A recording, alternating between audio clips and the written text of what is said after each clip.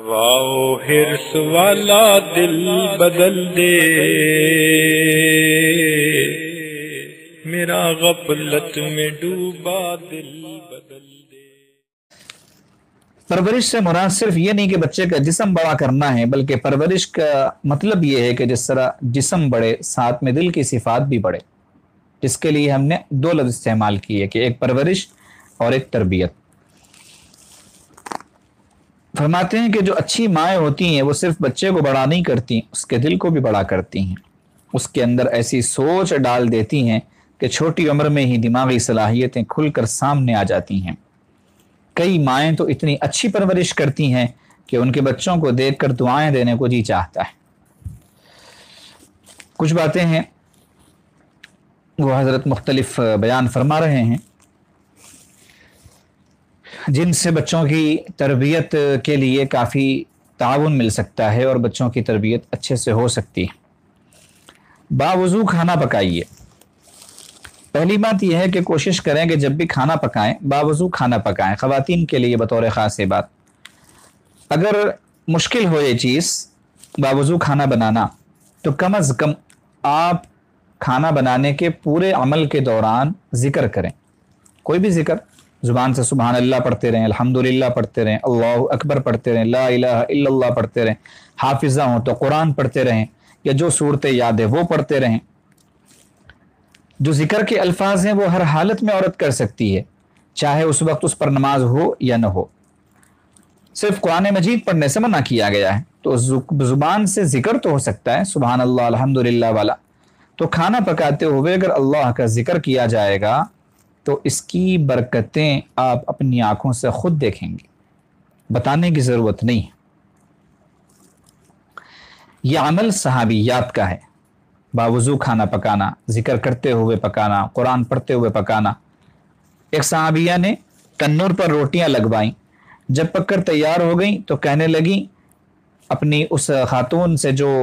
سہیلی سے جو روٹیاں بنوانے کے لیے ان کے پاس آئی تھی کہ لے بہن تمہارا کھانا بھی تیار ہو گیا اور میرے 3 پارے مکمل ہو۔ تنور ہر گھر میں ہوتا نہیں تھا، تو لوگ کسی گھر میں جہاں پر تنور ہوتا جا کے روٹیاں بنواتے، تو وہاں جو روٹیاں بنانے والی خاتون تھی اس نے روٹیاں بنا کر وہ آنے والی کو دیتے ہوئے یہ کہا کہ لیجئے آپ کے یہ روٹیاں بھی تیار ہو گئی آپ کی اور اتنے میں میرے 3 پارے مکمل ہو۔ تو یہ ایسا دور تھا، تو جتنی دیر روٹیاں لگ رہی تھیں اور پک رہی تھیں اتنی دیر وہ قرآن پاک پڑھ رہی تھی۔ تو یہ صحابیات کی سنت حضرت شیخ الحدیث رحمۃ اللہ علیہ نے، مولانا زکریا صاحب رحمۃ اللہ علیہ نے بتایا ہے، لکھا ہے کہ بطور خاص ماہ مبارک میں میری بچیوں کا یہ معمول ہوتا ہے کہ وہ افطاری تیار کرتے کرتے ایک بچی 6 8 پارے 10 پارے تلاوت کر لیتی ہیں، تو ظاہر سی بات ہے اس کے اثرات پڑیں گے۔ اور نیکی تقوی زندگی میں ہوگا تو خواتین جو ہے اس میں ایسی نئی چیزیں پیدا کرتی ہیں کہ حضرت فرماتے ہیں کہ ایک جگہ ہماری دعوت ہوئی، وہاں جب ہم کھانے کے لیے گئے اور کھانا کھانے بیٹھے تو میزبان نے کہا کہ حضرت یہ کھانا بنانے سے پہلے میری اہلیہ نے 21 دفعہ سورہ یاسین شریف کی تلاوت کی اور پھر کھانا بنایا ہے کہ آپ آ کے کھانا کھا رہے ہیں،